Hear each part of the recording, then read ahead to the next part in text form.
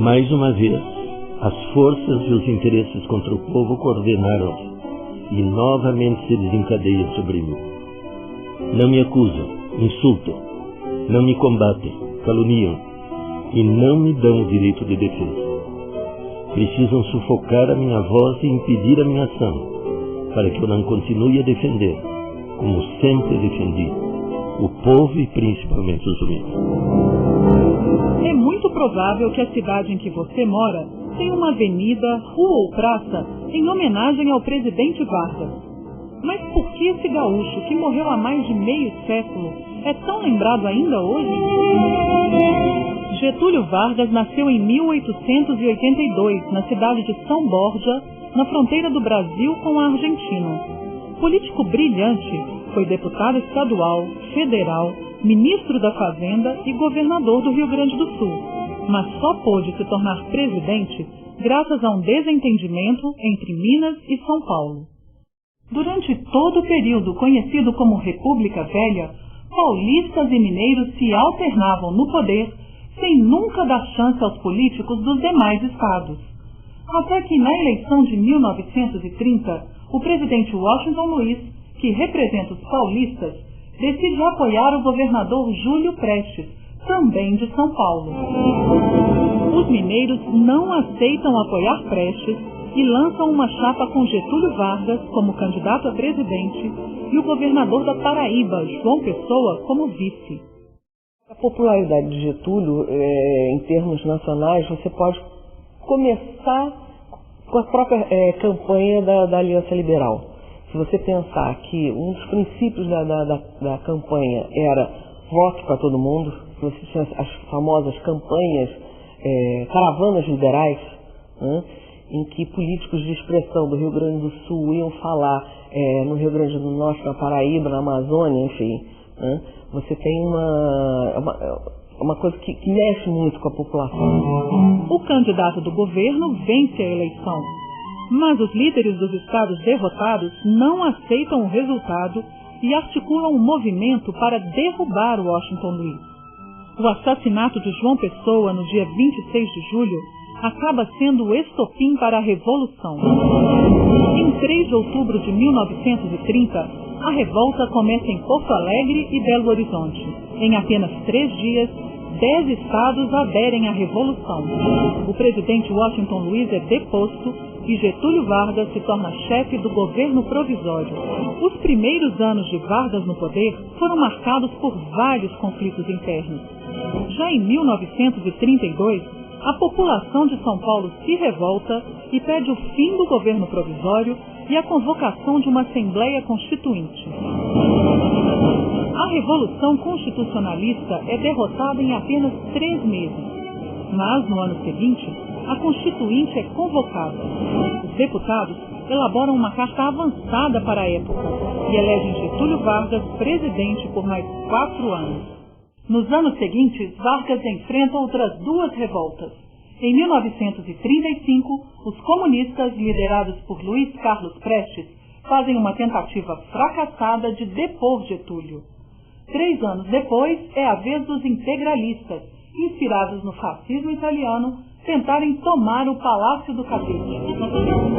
Em 30 de setembro de 1937, o governo divulga um suposto plano dos comunistas para tomar o poder. O chamado Plano Cohen é falso, mas serve como pretexto para Vargas implantar uma ditadura no país. Começa o período do Estado Novo. Neste período são criados novos territórios federais e uma nova moeda, o cruzeiro. Também é no Estado Novo que Getúlio concede os principais direitos trabalhistas, como o salário mínimo, o descanso semanal, a carteira de trabalho, as férias remuneradas e a estabilidade no emprego após 10 anos de serviço. Em 1939, explode na Europa a Segunda Guerra Mundial. No início, Vargas adota uma postura de neutralidade, até que o afundamento de navios brasileiros por submarinos alemães faz com que o país decida entrar na guerra junto com os aliados. O Brasil envia à Itália a Força Expedicionária Brasileira, FEB. 25 mil soldados brasileiros lutam na guerra. Em troca da ajuda na guerra, os norte-americanos se comprometem a ensinar ao Brasil a tecnologia de produção de aço, a siderurgia.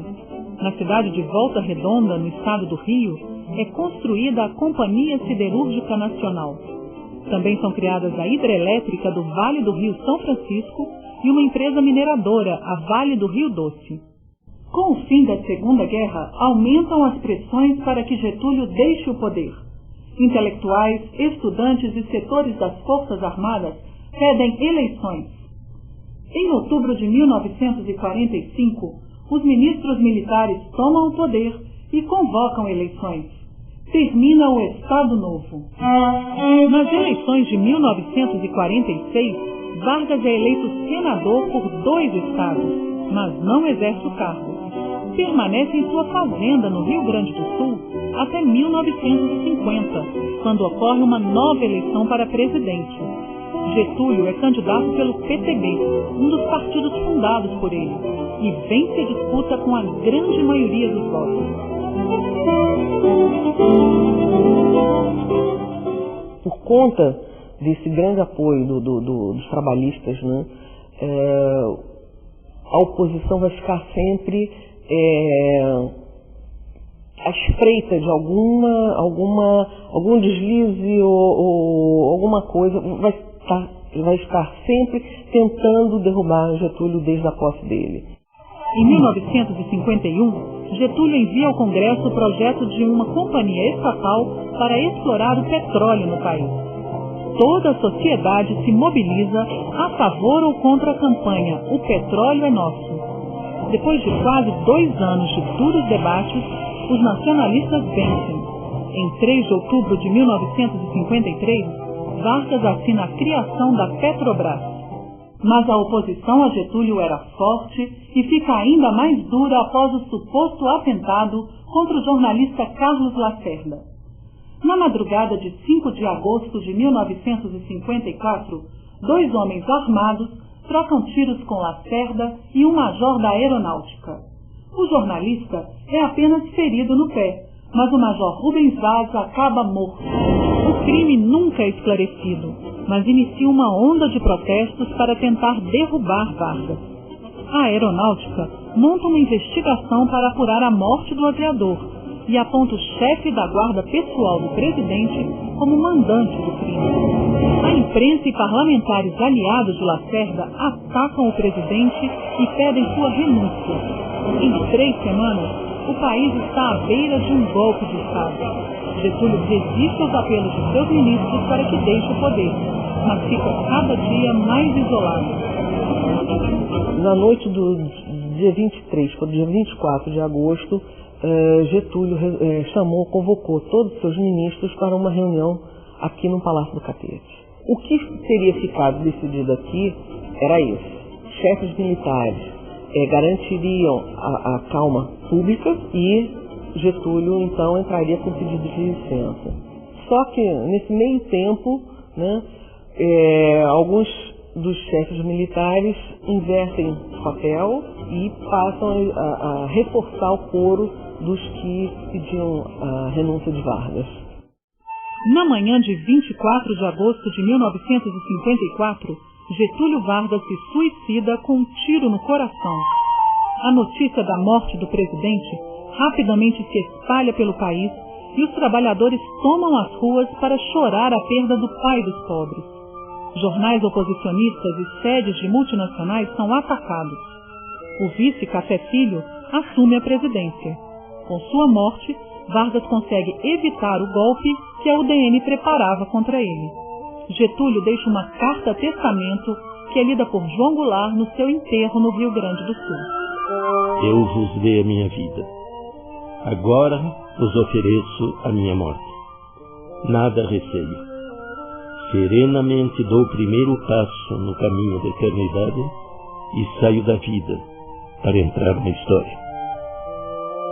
Getúlio Vargas transformou um Brasil rural e dependente do café em uma nação industrializada e competitiva. Foi o grande responsável pela modernização do país e, por isso, é um dos construtores do Brasil.